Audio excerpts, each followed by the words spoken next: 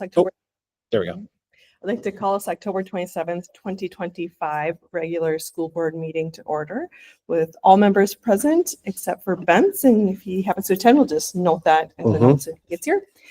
Please join me in standing for the Pledge of Allegiance.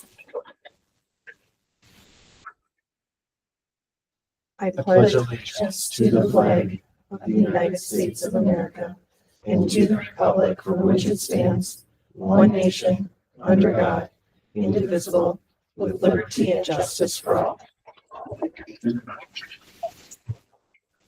We'll move on to A4, approval of the agenda. Is there any questions, comments, changes from board members? Move to approve agenda as presented. Awesome. Okay. Motion made by Probach, second by Erickson. Any other conversations? All right. All those in favor signify by saying aye.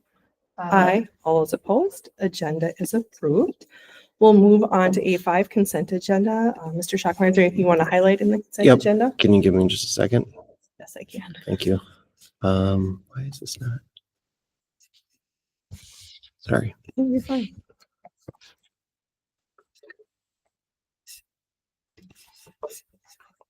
Why is that not? Do you want me to write it down? No. There we go. Sorry, there we go. Thank you very much. I do want to point out one thing. I know Mr. Erpenbach is here, but you'll see on the consent agenda that Mr. Erpenbach is listed under leaves of absence. So today is his last day until the first of the year. He is actually going to be going into surgery tomorrow at 6:45. He's having his knee replaced. Your left knee, right? Left knee replaced. He's super excited about it. And Andrea Kolstad is actually going to be the long-term sub. So we've rearranged her schedule where she's just going to be down there solely, but she is a licensed administrator. We have let families know. But I just wanted to point that out. Just in case you're like, why is Ron on there? So that's all I have. Excellent. Any questions about the consent agenda from board members? Hearing none, I'll make a motion to approve the consent agenda as presented. Motion made by Eichen, second by Crayles. Right, that was you, Josh, right? Right. Any other conversations? All right. All those in favor signify by saying aye. Aye. All those opposed? Consent agenda is approved. We'll move on to A6, acceptance of gifts. Once again, a very generous list here. VFW Post 1783, $3,000 for the medical cart, $210 from St. John's United Church of Christ for the Raider Room, $8,500 from the Central Booster Club for soccer goals, $648 from the Central Booster Club for portable stoves for the foods room, $1,507.59 from the Central Booster Club for fly tying kits, and $2,599 from the Central Booster Club for camera lens. Again, extremely generous community. Thank you very much. Any conversations or questions from board members? Move to approve. Second. Motion made by Creel, second by Kelly. Any other conversations? All right. All those in favor signify by saying aye. Aye. All those opposed? Gifts approved. Public forum, we have more visitors, but student council. Nope. Okay. And then we'll move on to the informational items. And this is where we'd love to have our student council come forward to state your name, your grade, and share what's going on. I'm Destiny Hinkie. I'm in 12th grade. I'm Reagan Wyatt, and I'm in the 10th grade. I'm Jameson Ackerman. I'm also in 10th grade. One of the things that we are currently working on is painting the rock. We have discovered the theme of Minecraft. The blood drive was last week, Wednesday. We're working on a food drive for all of November. We're trying to do a middle school versus high school competition to spice things up. DQ has also decided that they will sponsor the Raider Challenge once we donate it. Thank you. Any questions from board members or student council? All right. Thank you guys very much. Thank you for being here and thank you for all the great things you do. You're more than welcome to stay, but we totally understand if you leave too. Thanks, guys. Thank you very much. We'll move on to the student representative piece, and I just want to take this time to recognize Caitlin Hoyer. Caitlin, thank you for your wisdom, your guidance, and the time you gave us and the value you added to our board. We greatly appreciate it. Hope that it sparked a little bit of civic drive for civic duty in the future for you, and that we didn't scare you off from it at all. So congratulations. Thank you so much. We need to take a photo. Yep. So, should we do? Let's do the whole do the board. whole board? with her. Okay, Yeah. so we're gonna take a pause here. Let's go, Intermission. let's just go right over I'm here. not doing Let's a have selfie everyone more. stand and then we'll, yep. No. Come on. Everybody Hide out. hide in the back. Yeah, exactly. Here, so let's kind of, like, if we can obviously have Caitlin right in the middle, but curl around here, that would be great. You think? Do you want to be in it? I think I should take this. Tim was in the meeting. Here we go, all that. Very well balanced. Great. Okay, ready? 1, 2, 3, 4, there we go. Thank you, guys. Wonderful, thank you. Oh, Hey, girl. Thank you for everything, Caitlin. Oh, yeah, thank you, guys. It's happened before. It's happened before. Well, now that you say that, oh, yeah. All guys in the Bye, back. thank you. Bye, Caitlin.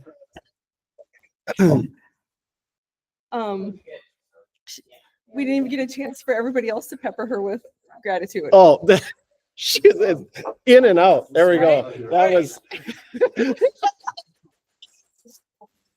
Oh, Are we back on? yes. I'd also like to introduce that Krista Beneke will be our 25-26 student representative, and we'll welcome her at our next meeting. She had something this evening. Yeah, she was going to be here. The Stiftons Fest event got rescheduled for tonight, so she's at that. She apologizes, but she will. She's going to be our student rep. So, yeah. All right, we'll kick it right off to you then, the superintendent report. Okay, a couple things. Since our last meeting, we did the Central Booster Club did hold the Raider Rally. And thank you. Several of us were there together. It was a great evening. We did auction off a couple of more parking spots out the back, and I think they got $1,600 a piece, which was pretty exciting. All in all, the Raider Rally event raised just over $30,000. So it has grown. I think there was 300-ish tickets sold. So the event was at the perfect spot. Just the Hamburg Hall could just fit more people. Just having the 2 rooms, it just felt better than it did the previous year. We did have a debrief with the Booster Club people in charge of it, and they are definitely needing some more help with this. So Joe in his winter sports kickoffs and things like that, we are going to be requiring like a person. So like girls basketball will have somebody step forward to help for a couple of years, boys basketball, wrestling, and all of our activities. So our hope is to get, between all of our activities, getting about 20 people, because just 4 people cannot, if we want this to grow and maintain, it just four people cannot do the lift. So it's gonna be, we'll see how that goes. We're leaning into our coaches a little bit to say, hey, this is how you can help.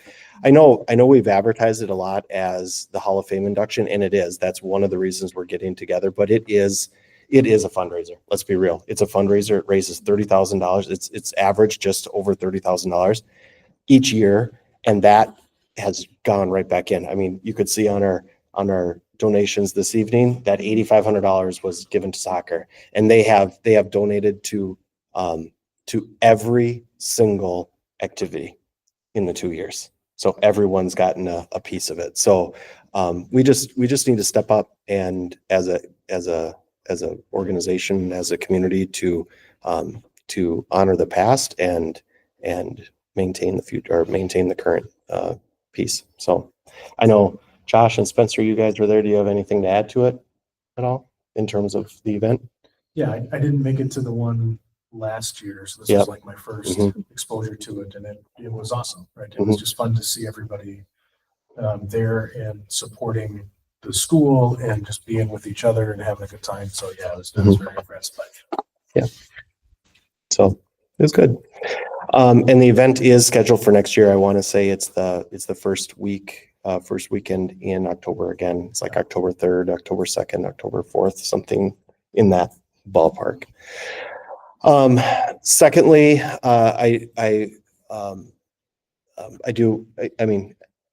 Ms. Probach and I were talking a little bit beforehand. We are, Southwest Metro. Is this stealing your fire a little bit? Okay. Okay. So maybe you can skip or chime in if you want, but Southwest Metro is looking at acquiring the middle school in Morristown, Minnesota that has shut down.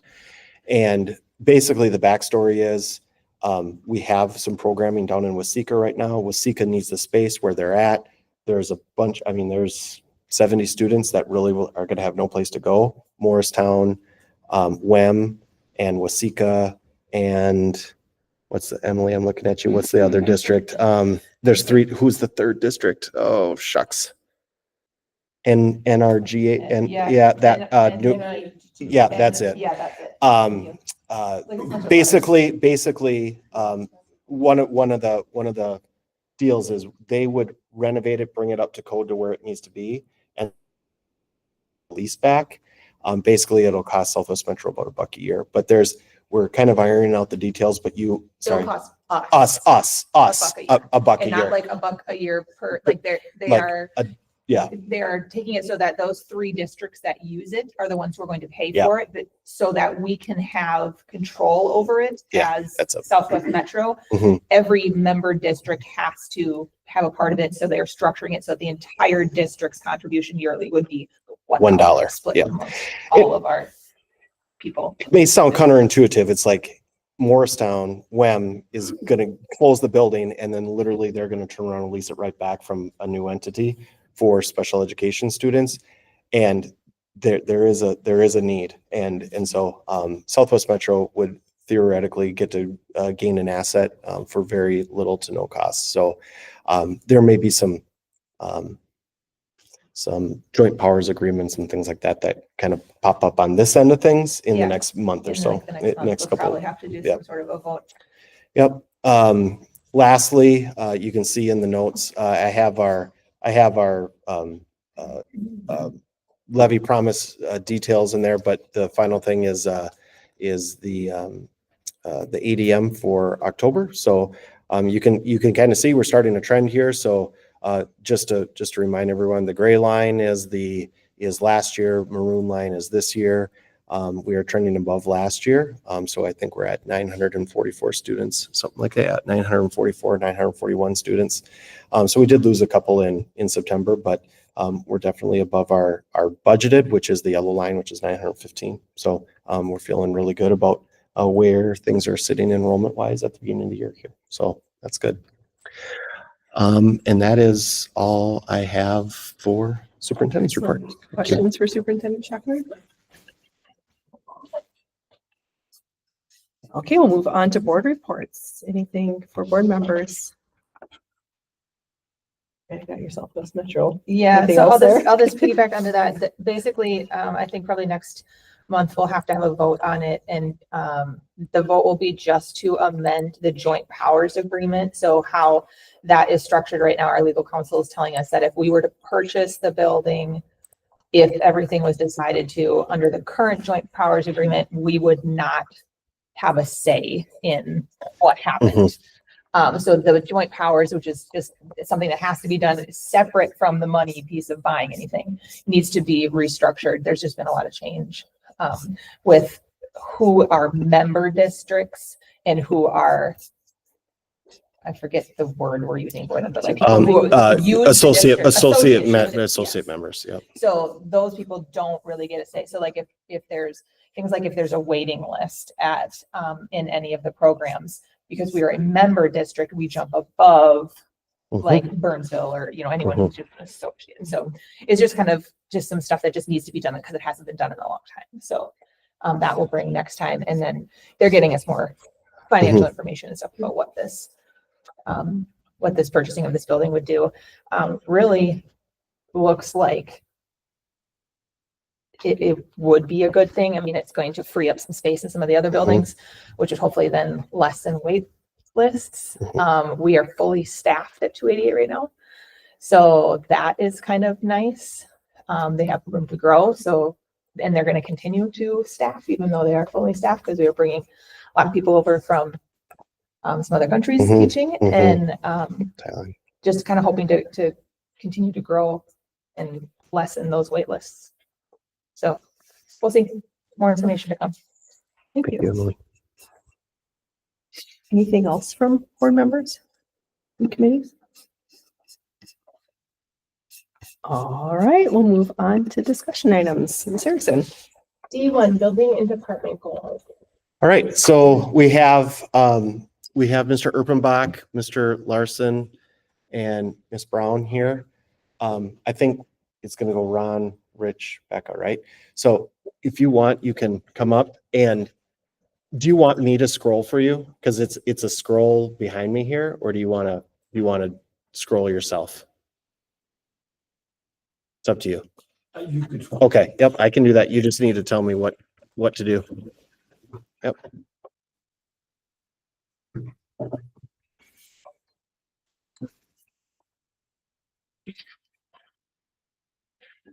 I feel like it's like one of those clown. It's like one of those clown cars.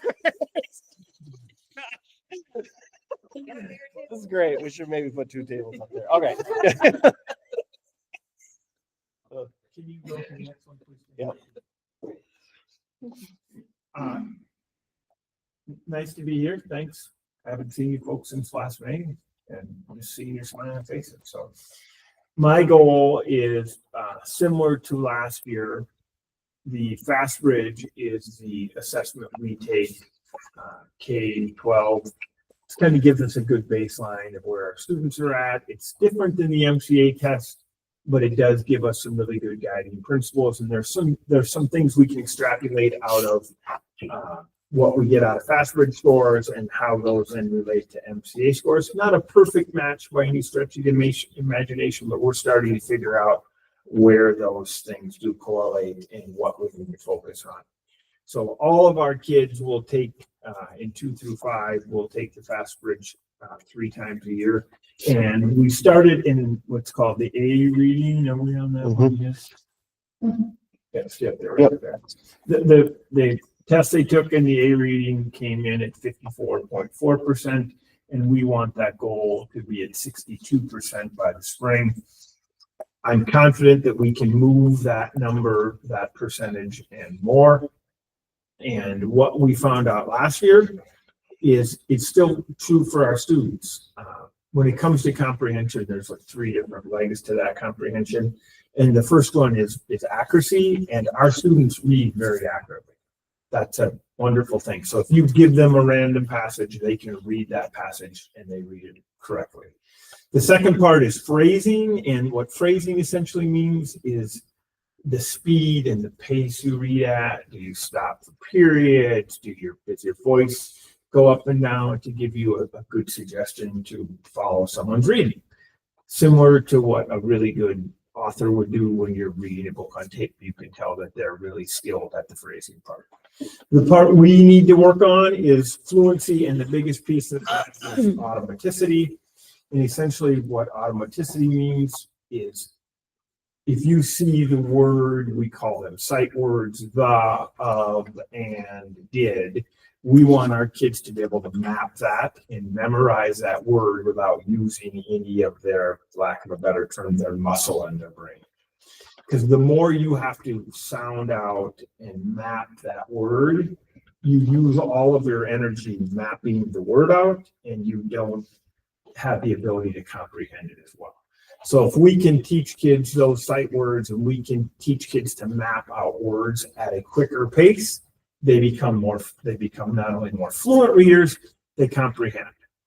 And in the end, the only thing that really matters is their ability to comprehend whatever text we give them. And we know that if we can increase their fluency, we can increase their ability to comprehend. Does that make sense? It was a long-winded explanation. I wanted to make sure that made sense. Can you go to the next one? Mhm. And our plan is, it's built on the FastBridge data that we have at Central Elementary. And we believe strongly that that will then correlate to good MCA test scores. I think Ms. Colstead was here last week or last month. We're really happy with the jumps we made. We're not satisfied with that, but we are really happy with it. And we are really even more excited after seeing what the rest of the state did. That doesn't feel good for them, but it feels really good for us, right? And what feels good for us is that's all that really matters to me, is what feels good for us. And the second part, our data suggests our accuracy is at a level to promote that true comprehension. We just need to increase that automaticity, which is either sight words or being able to orthographically map those words quicker in kids' heads. And most of that good work happens in our PLCs. Our teachers meet every single week and they talk about our students, and they go over data to see what kids have done well, what they need to improve on, what we need to spend more time on, and how we can move more kids in that next level.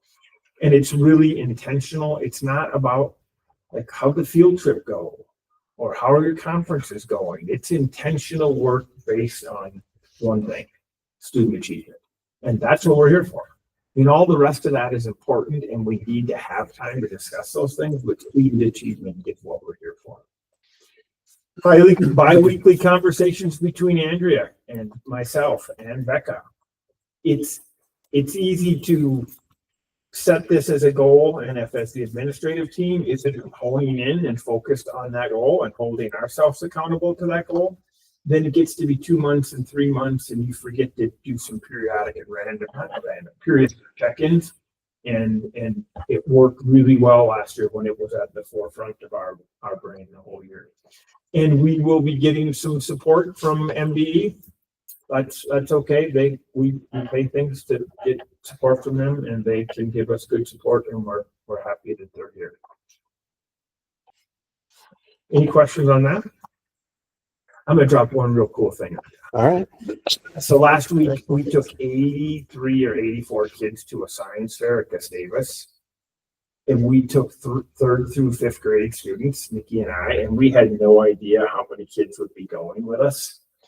And it was, I think, a direct reflection of the investment we've put in as a school district into our STEAM room. Because what they were doing in those breakout rooms was all STEAM related things.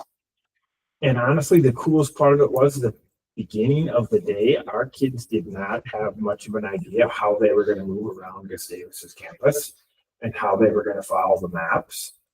And it was so fun watching them together figure out what that meant. And I honestly, it's a direct reflection of what we're doing in those STEAM rooms and what we did with ITOP.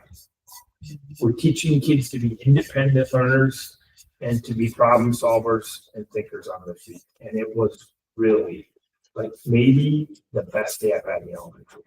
It was that much fun. Cool. Cool. Thank you, Mr. Primbach. Okay, so I'm going to go through our math goal, reading goal, and culture climate goal. Our first one, you can see again, we do the FastBridge. I wanted to point out how high the CMS math baseline is. 74.7 is pretty high. So, but so for each of those, our goal is a 3% jump. And you slide to the next one. Here are some of the things that we're doing. Some of these are similar to things you've known before, but I want to talk briefly about our high school math support model. We found a lot of success by having one of our math teachers use a portion of their workday to provide support for kids who are in math classes at the high school level and either failing or struggling. And there's a process for getting in there, and we found a lot of support for kids to be able to. Our goal is to eliminate fails by really taking kids under their wing and helping them. And we have them drop an elective, and that is their elective. Essentially, they get a math elective course and like Algebra 2, which I would argue is the hardest class for many students to graduate. So that support has been really great, and I've gotten a lot of positive feedback from students and families. Scope and sequence work is what we're really trying to get through. I think I hope that if you ask teachers, they would see that my priority is standards, keeping things aligned to standards, because that's how we keep things rigorous. So on most of, or a lot of our classes, we're working on unit pacing guides, which is where you put in your day-to-day plans according to the standards. There's a few that are still laying out courses and how those standards go through the year, because some teachers have a lot of preps. So we use our PD day to tighten those up. We're going to be working on a new math curriculum. They're doing research right now to make final align with our new standards. So scroll ahead. Similarly, our reading goal has our baseline data, and once again, we're going to go for that 3% growth. And some of the things that I'm going to talk about, the Monday planning document, is something we're adding. Sixth grade is working with I2I for a cross-curricular project. Again, scope and sequence, PLC working, as my guy Ron mentioned. Something I took the letters training, and I'm trying to implement that by having a tier 2 word of the week that I talk about every day on the announcements. Give little rewards, use it and come back to me. I'm also trying to help with progress monitoring. So I want it to be like an all of us thing. That we're all reading together. Do you want to talk? Have you talked about the Monday planning document at all? That's my extra thing at the end. Okay, sounds good. Sorry. Yeah, Yeah. sorry. Just tell me to be quiet. Sorry. No, you're great. Thank you. Our culture climate goal, that for me is just so important, that our kids are doing well. They like to be here. And our baseline is 3%, more than 3% higher than our baseline was last year, which was more than considerably more than it was the year before. So we're just trying to, I feel that there is one adult in the building who knows me well. The adult has made an attempt to connect with me. We added that caveat a couple of years ago. Anybody who says no in the fall, we all split up in PLCs and say who's getting who here. So we've been doing that, and some of the strategies to try to build culture. If you scroll down there. We do that where we share out and connect with kids. We try to have really clear expectations with our students. We've been really trying to put the phones away. Our monthly assemblies, we continue. A lot of these things are part of our fabric now that we've tried to build, and we're trying a new SEL, Character Strong, as a resource that we're using. So the one thing that I wanted to add, this is something new for this year. We've found that we're really trying to help kids take ownership and have agency in their work and what they're doing. So every Monday, grades 6 through 12, every kid gets this assignment in their Google Classroom, and they write down their grades, what they have, what's missing. They plan where they're going to do win for that week, how they're going to use their study hall. And perhaps most importantly, we have them each meet with their Raider Time teacher, like, Sarah, how are you doing? And, I see, you have all A's and a C. Oh, that's because I'm missing this thing, and I'm going to take care of Tuesday win. Great. Just kind of like you get some one-on-time check-in with a staff member. And then we are also asking students to then share that document at home with their families. And it's been a learning process, and I'm trying really hard to get everyone on the same page doing it. Some of our students, the hardest ones, I think, are the students who already have like 98% in all their classes and are on their way, to college. But we're trying to just show that this is a really important thing. If you were to click on the intro video, you do not have to, but it goes through more depth, explaining that all the students watched it, explaining why we do it. But just one data point. That's so sad. I'll share it. Yeah. It's a long summer day to make that video. And I can share with you as our training, but just one data point. And it is one data point. I recognize that. But last week, our fail list for the whole school was 68% of what it was last year on the same date. That means we run a list of every kid, every F that any kid has. And then this today, the middle school fail list was 49% of what it was last year on this date, and high school was 64% of what it was a year ago. So I have a belief that that is a single piece of evidence that I think it's helping. And ideally, again, the goal is to help kids take responsibility and ownership of their work and their plans. And in addition, you had some feedback that around communication. There was a belief from our constituents that they wanted to hear, not necessarily from you, the principal, but from like the teacher and their Yeah. kid. And so this was another, can you talk about that? Oh, yeah. briefly So too? when we have the end of the year feedback piece, one of the things that we did not score as high on is families hearing communication from teachers and such. So in all of our classes, teachers are really trying to send out regular communication, but this was one way that we wanted things to go home so students can see, hey, here's what my grades are, here's my plan. The last thing we would ever want is for a parent to be shocked when they find out their kid is failing or is way behind. We want to do it. We want to be proactive to build that partnership early on. Have you gotten any feedback from parents yet on this? Or have parents I think asked questions about it? Sometimes the helpful feedback, I try to bring this up a lot when I Mhm. have conversations with families, is they'll say, I didn't see that. And that I'm hoping to have people bring up a lot at conferences. And I say, well, and then it's a great thing. I've seen it. I like it. Yeah, no, I really appreciate that you got it. Maybe you And- can get a parent list that needs an intervention on, no, I'm teasing those at home. I'm teasing, no, it's. I know, it's not the parent. Student. And you know what, though? It's a learning process. I mean, I think that this is something that we're trying to really double down on, because eventually, if this becomes something we do, it becomes a normal Monday Mhm. Practice, and eventually it just becomes no big deal. I fill this out, I check my grades, what's my plan for the week, and then you kind of get study hall until the teacher calls you over. And I tried it, like in the video, what I tried to explain is that in any career, any person, any principal, like that's what you do. You have a to-do list for the week, and you have to take care of managing your tasks. And Mhm. So how are the teachers implementing, or how are they following up with all these kids? So every Monday, the teachers are supposed to view however many kids they have in their room?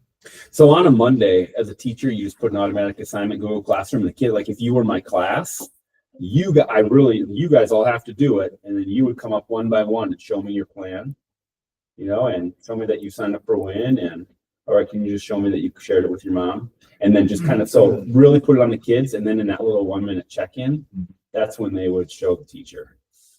Yeah, 'cause that's, as long as that gets implemented across the board, like you said, I think it's gonna be great for all those kids that maybe are struggling, or even the ones that have an A, because like you said, again, it's Yeah. for a job, right? It's stuff you have to do. So the more repetition you get younger on, the better.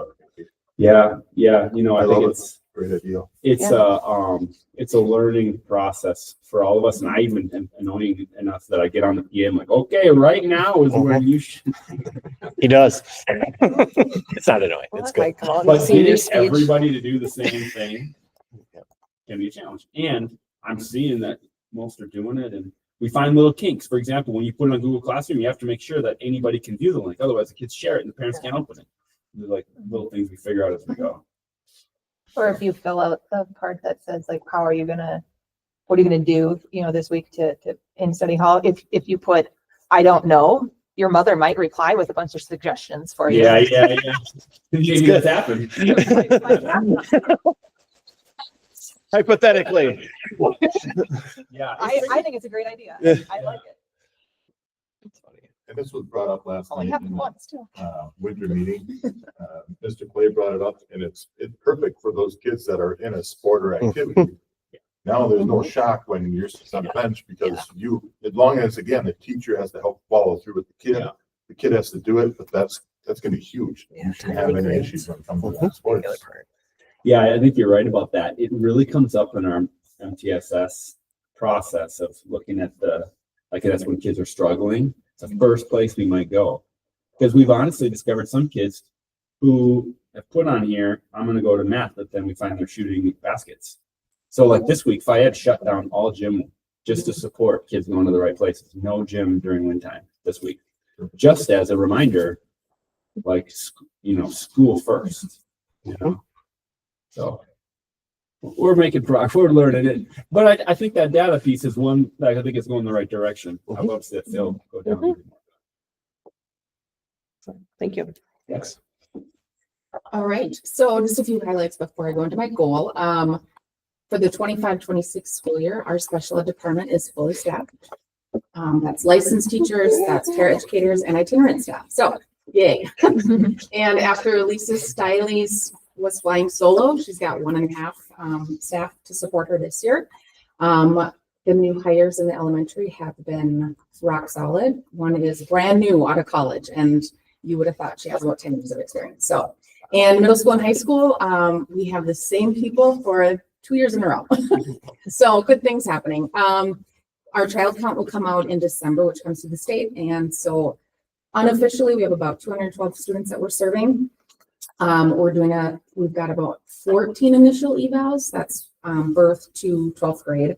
3 that are kind of getting started, and about 11 reevaluations going on right now. So school psych, Julie, myself are staying busy. Lisa Stiley staying busy with those evals. And of the ones that we have, 50% we're not sure if they're gonna qualify yet just because they're still in process. 28% are either qualifying under speech or specific language disability, and 14%, which was 2 evaluations, that did not qualify. So just kind of from September to now, kind of where we're at with those evaluations. So going into our first goal, looking at grades 2 through 11, which is about 139 students, and that's all disability categories, with the exception of DCD. Some will take it when they get a little bit older, but elementary typically doesn't. We're looking for at least 80% of those students to either go up 1 level in the proficiency, so either like high risk to some risk, or to go up individually by 2 points. And we used FastBridge to give us that number. Andrea and I were looking through it, and that's what it kind of looks like from the fall to spring, is at least 2 number points to go up. Next slide, yeah. Just kind of a breakdown of this is our 139 students, 60% high risk, 13 some risk, 22 low risk, and 5 advanced for A reading. Next slide, things that we're implementing at the elementary, and we're continuing to implement UFly, which I got to watch one of our new staff doing a UFly lesson. It's so cool, like multi-sensory, they're tapping out the sounds. It was very fun to watch. They're using Foundations, Sunday, along with supplemental materials that they find that work. We're working on purchasing Letters, Play, and Learn, which goes along with Sunday, but it's for younger kids. So kind of that, we found some of our kids aren't ready to get into level 1. And so there's this kind of kindergarten version. So we're working on getting that purchased. This year, elementary has started having data meetings with her to look at the data to see, are the interventions working? If not, what can we do? And then as far as middle school, we're doing a mix of push-in, where they're going into the gen ed classroom to provide services, along with providing more intensive services using Sunday during that later time. We are going to also implement data meetings with our secondary staff, meeting with Andrea to make sure we're just keeping track of that data to see if what we're doing is working, and if not, how can we change things up. At the high school level, we kind of, I'll call it upset the cart this year. We've kind of had a one-way model maybe, where we had either fundamentals of English and or a structured study hall. And we went to looking at the fundamentals of reading, which is for students, they wouldn't have a gen ed reading class, and they would just get that reading in the special ed resource room. And then we also implemented essential reading skills, where they're in a gen ed class and getting additional support in the resource room for a period. And that's broken up. They might have like 20 minutes of a study hall to work on English homework. And then we're using what's called Flex Read 180 to deliver some individualized instruction for them to work on specific skills. And then they're also working on standards. So during PLC time, they have the course catalog that we created for the classes, and they're looking at standards to figure out, maybe breaking down if they're missing skills, what do we need to teach to get them closer to those standards? So lots of work. They've they've been champs about it. In PLC time, they've got their document, they're working through it. And I'm hopeful that it gives a continuum for services. So it's not a one size fits all. So that's our area of reading. For math, again, same goal area, 80% of our students, moving either one proficiency level or 2 points. The breakdown, 48% high risk, 15 some risk, 31 low risk, 6% advanced. In elementary, we are using Bridges Math Intervention still. I got to watch our other new student teacher that came from Southwest Metro. It's a great direct instruction program. It was fun to watch the kids. They heard a lot of different vocabulary. It was good. And then they're meeting with Ms. Colstead. In the middle school, they're using, again, the push-in services. And then when they're pulling out, they're using transitional math. Ms. Schrupp has seen a lot of success. She's called Principles of Math, where they're pulled out and getting that instruction. And then again, we're going to implement those meetings with Andrea to make sure they're looking at that data. And at the high school, similar to that reading, they had fundamentals of math. And now we have that and the essential math skills, where they're using that Flex Math 180. We will reevaluate that curriculum as we get towards the end of the year, just to see, has it been successful? Is there something else that we can use to help drive that instruction? And then they're doing that standards work in PLC time. Questions? All right. Well, Thank you very much. yes, I just want to thank our principals and director for the work that they do. And it's just, I think Ron, you kind of hit it on the head there at the beginning. Like, we had some really good progress, but we're not necessarily satisfied. So we like the progress we made in 1 year, and there's still work to be done. So I just want to thank the three of you. Yeah, thank you very much. Thank Good you. luck. You bet. Yep. Okay, good luck tomorrow. Yeah. Good luck Yes, tomorrow, good Ron. Move on to D2. D2 vision card results 2024, 2025. All right. So hold on. Let me pull this up. Oops. Okay. So just a reminder that this is from last year. So it's a result of last year. And just giving background for everyone, at our planning meeting in the summer, we decide what is going to be in the left-hand column, and then we track those things. This vision card has not changed in about 5 years, so that's okay. We did have some movement this year, so I'll just start at kindergarten readiness level. So our kindergarten readiness level did move down one tick. We are right on the border between level 3 and level 4. We have implemented a new curriculum, and I think that's kind of what we're attributing to some of this too. We're starting creative curriculum. It's new, and we're expecting to see a bounce back from that. Our K3 reading levels and K8 reading growth have remained consistent. And again, some of these are a combination of things happening in FastBridge, and some of this happening on MCA. Our graduation rate is still among one of the best in the state at 93% or above. Our market share of students living in the district, though still is at intervention required level, we have been moving up. So we aren't past the baseline yet, but literally every year we are getting closer to, or we are capturing more students that live here, and students are coming back. Total district revenue, we actually dropped one. We are in the top 70% of our district now. Some other districts in our conference have passed levies and bonds, and we have dropped one. So it just is what it is. Our again, you can kind of see what vision is. Parent and staff support, that I get this data from the end of the year survey, what was the end of the year survey, which we're going to be doing mid-year now. So we do have over 90% of parents and staff saying that they are satisfied with the district.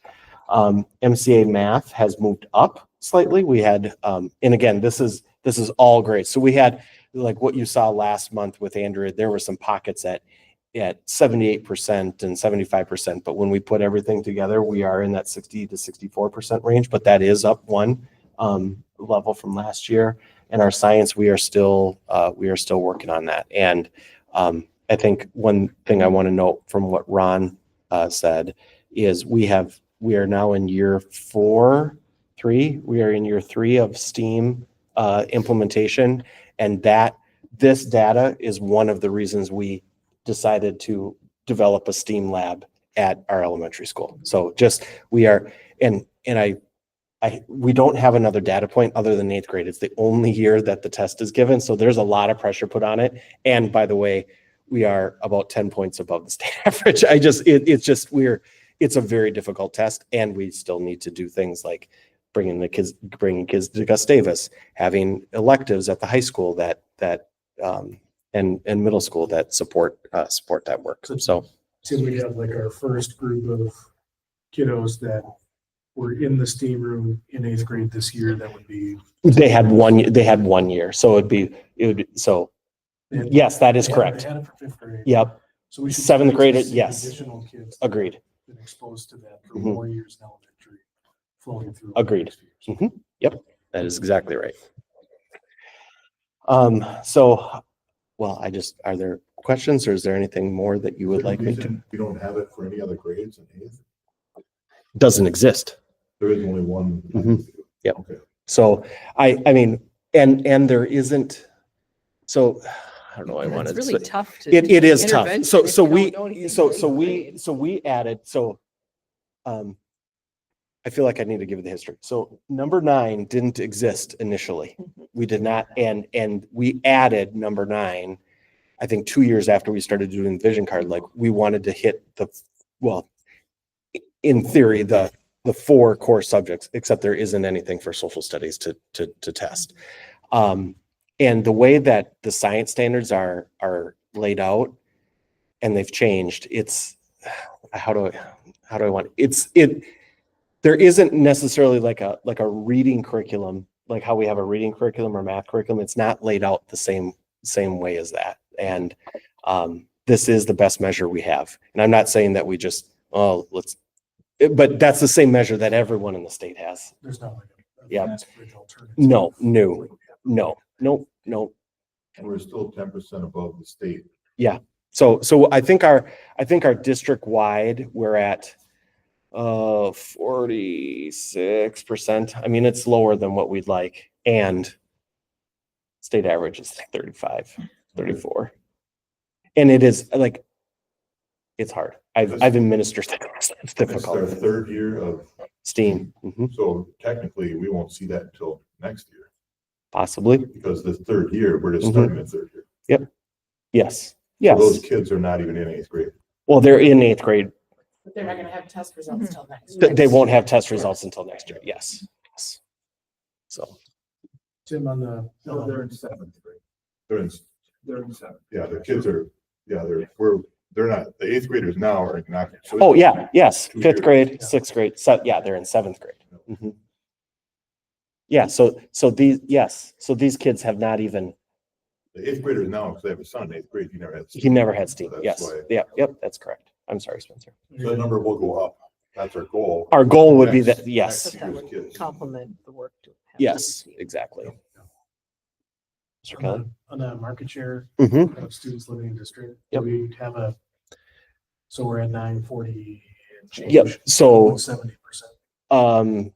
well, 70%. Well, that's not how I have to get that data. I don't have it off the top of my head, Okay. because it's not 70% of who's here. It's 70% of who should be here. People population living. Because our net open enrollment is like negative 240 or something like that. But we get a ton from Plato and Green Isle, but we lose to Kelowna Academy. So this includes Kelowna Academy. Basically, people we Parochial lose to to Kelowna Academy. Academy. Parochial doesn't count. Well, they don't. They don't Okay. count. Kelowna Academy and Waconia basically are the two other pieces. But I can get the data for you if you'd like. I think it would be like, maybe interesting to see like what does that mean? Does that mean we have 50 kids that we would need to enroll to hit that? Is that 10 kids that we would need to enroll to? I can't answer that question right off the top of my head. We can answer Yep. that tonight, but I think that Mhm. would be good for us to understand as we look at, our plans to grow and. Yep. And I think another piece too is, I mean, it really to maintain our kindergarten, numbers is key. Yeah. It's key. There's quite a bit of marketing we can do with a lot of the success that we had. We have. Hopefully And that continues. yep, and we are going to continue to work and grow our marketing plan. Mhm.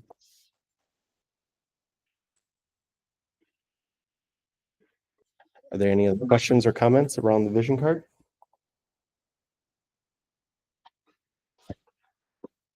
D3 boys soccer co-op. hosts- Okay, so we are, Mr. Clay and I have met, we met with Sibley East right now. So just some background, our boys and girls soccer programs have a cooperative with Sibley East, us, and Lester Prairie. Currently, Lester Prairie does not participate in either boys or girls soccer, even though they're part of the co-op. That's why, they're part of the co-op on the girls' side, but before we had the co-op, we had already chosen Central was the rags, the jerseys were all Central.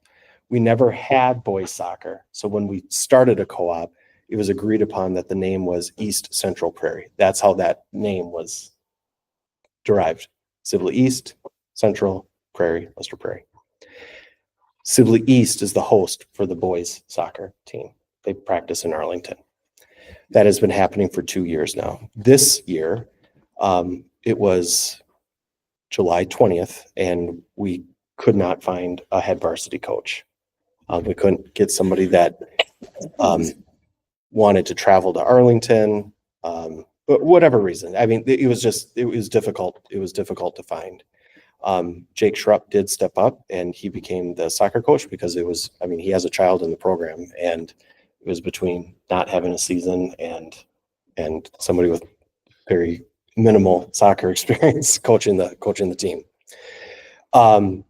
We have about 33 students, 20 from Sibley East, 13 from Central that participate in the program. So we got together just to, hey, is this thing working for everyone? Oh, actually, let me back up. One of the potential issues that we have is because Sibley East is the host, we are part of their conference, so to speak. And that is I'm looking at you. Do you know the name of the conference? Okay. It's because the Minnesota River Valley Conference dissolved. They are part of the conference with like New Ulm Cathedral. Is it New Ulm Cathedral? Minnesota Valley. Minnesota Valley Lutheran, St. Clair. Yeah. James. So St. James maybe. So they don't have soccer in that conference. This is the point. They don't have soccer. So there isn't a conference schedule that these kids are even running. So they are participating at an independent level. So Randy, the AD over there, is finding, we're going to go to wherever, we're going to pick up those games. And also because of that, there is no postseason eligibility for the team, nor are there any postseason awards, i.e. all conference, etc. So even if we had the Lionel Messi of soccer playing for, I know, it's an exaggeration. For those at home, that's a soccer player. That person wouldn't even be eligible to be an all-state selection or it just doesn't exist. So we said, is this going okay for everyone? And we have some reservations about that. So we are talking, Mr. Seifert, the superintendent at Sibley East, and me here, we are talking to our boards about potentially moving the soccer host school to us. We would be able to, there is a plan. So how that works is we are in year 1 right now of the Wright County Conference soccer schedule. So we would have to play maybe like a JV schedule next year with Wright County Conference because the schedules are already developed. But then the following year, we would get in on the first leg of the Wright County Conference soccer schedule. And we have a full gamut of scheduling, 18 games, 18 conference games with Wright County, which is probably what they would end up playing. It will be very difficult for our kids, for our boys, because it's a very young program. And they would get eligibility for postseason play, postseason awards. No matter what, you get one all conference selection, no matter what, everyone gets one.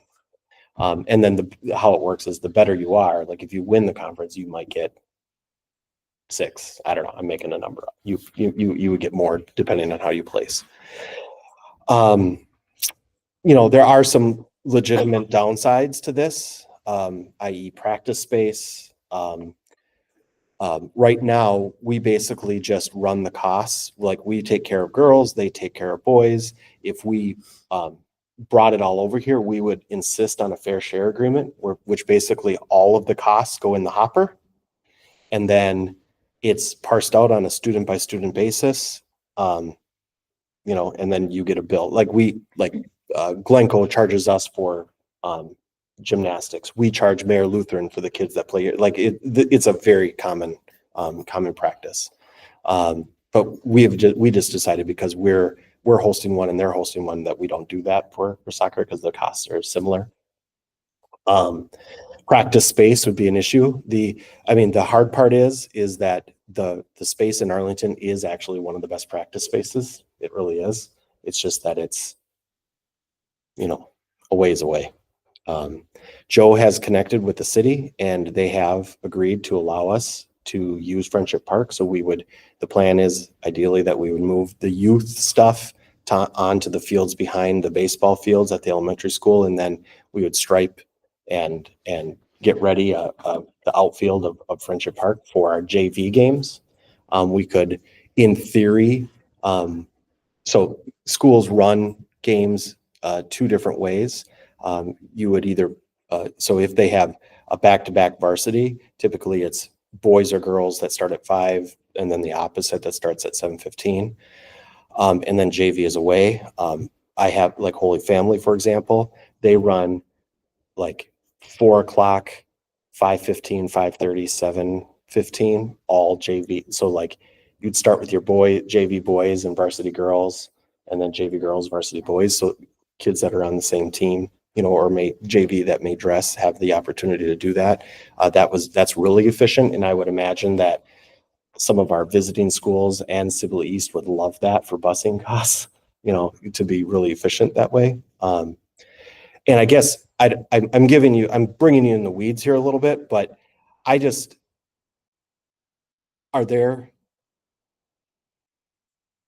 does anyone have major reservations? I mean, I know practice space will be at a premium. And Joe, I just basically said, if this happens, you need to figure it out with the head coaches, because ideally Sibley East, our boys and girls soccer players have to practice at the same time because they'd be sending one bus over with all those players. Sibley East busing costs are going to go high because they're going to have to pay for a bus every single day to come over and game days. But that would not be part of the fair share agreement in terms of, we don't split those costs. It's just the cost in the program. So can't we so Friendship would be one, and then we need another field? We would use so soccer typically plays on Tuesdays, Thursdays. But I'm saying For practice. We would use Friendship. So, okay, if you think about it this way, we have football and soccer, let's just say 5 teams that need a practice space. It may mean that, in theory, 1 week the soccer team it has the turf field, and 1 week the football team is either down at Friendship or on our shot put area, or at the elementary school, or across the way. People would just have to be flexible. And when you have to move, people get. Can we use that other football practice field? Yes. The soccer field? Yes. Is it big enough? Which the one across the way? Yeah. No, it's not big enough. No, it's not. If for a practice area, yes. Yeah. But for, yes, that would be used for a practice area. Okay. Yes, when I bring up Friendship, that would be mainly be the game area. But yes, that absolutely can be used. So technically we have 2 soccer fields, Friendship and that other. No, Friendship and our field, No, the for turf field. practice. Yes, we would. I mean, the downside to Friendship is that it's at Friendship, Correct. which is, I mean, I'm just, again, being real here. I have some teams that don't even want to walk across the street to the field over there because it's too far away. And we're But like we're what trying. about baseball, yeah. I'm just telling you what people say. I don't know. But Joe, I think one of the issues is they're saying we don't have a spot to store equipment. So Joe had the shop build a shed. So we're putting a shed over there so they can store equipment and I mean, I get it. It's not as convenient as walking out your back door and having this fine surface here, So it's just, I think Mr. Clay has to manage it. It'll be a challenge to coordinate all those times and figure it out between all the head coaches, but it's a great opportunity for our kids. You gotta In the long run, start yeah. somewhere, It yeah. would help being able to play that JV schedule since it is such a new team. Mhm. It's going to give them the experience, not just throwing in all the varsity. Yep. games, you know. Yeah, yes, I agree with that because us and then, going in and playing, say, for example, Mountain West Tonka in the first game just will not go over well, and our kids can grow into that. Like it's, Well, all the programs started that way. They Mhm. were all really young once Mhm. and kind of grew. agreed. Do we think it helps on the coaching front? I was just Not that Yes. Jake doesn't want to. I think, I can't speak for Jake, but I would say, I mean, I'm trying to be good at how I say this. I think Jake knows his limitations as a soccer coach. And if we are just one rung closer to a 4-lane highway, I think the potential for getting a high quality coach, if the position becomes available, is easier. Don't you have a bunch of soccer experience? Josh? You. Oh, yeah. Oh. Coach my 5 and 6 year. Yeah, there you go. Oh, me? No. I can ref it. I can't coach. And also, would we potentially garner coaches that would, if you're not even in a conference, they're potentially not even, he wants to gain some notoriety Yep. and some. Yep. I think the other piece is I know there are some kids that like soccer here that don't necessarily want to get on a bus for a half an hour every day. And likewise, I think there's some students there that maybe just tried out because that was the only thing available to them. So I think there's, I think both ADs believe that it could raise the bar of who tries out for the team. Well, there's ways to Which is a work good in thing. weight room work and All of it. timing and all that Mhm. stuff So we too. would be saving money when it comes to the busing. 'Cause we don't Oh, yeah. have- So that would be the plus side. So I want to quantify that for you. We're talking probably about $8,000 is what we pay, because you pay for the driver to go over there, sit there for the practice, drive home every single day. Now they're going to incur that cost. And then we're splitting everything else. That part's, Yep. per participant. Yep. And that percentage hasn't been agreed upon. My guess is that Sibley East is they're going to maybe try to do like a 60-40, 55-45 split to try to reduce some of their busing costs. I think either way, we're going to come out ahead. It shouldn't be I know we have to talk about this. It's the financial determination is not the reason why we're doing this. And I think it's going to be a net positive in the black for us. Well, I like that it gets more people into our community. Mm-hmm. Mm-hmm. Might increase So enrollment. it could, so I asked Joe, we have an average of 52 people attending our soccer matches at home, girls, and we did host one boys game here. So the gates are decent. just a challenge on the practice field, because how do you take, I don't know how many kids are on the football team, 50, 60 kids, and then you have 20, 30 of them using. Yep. So now you double the amount of kids on a Yep. smaller space. That's not fair to those 60. Yep. So we would have, I think the girls soccer program, we have 38 students. The boys soccer program, currently we have 33 students. That's 712 for both of those. And we have 48 football players this year. Oh, okay.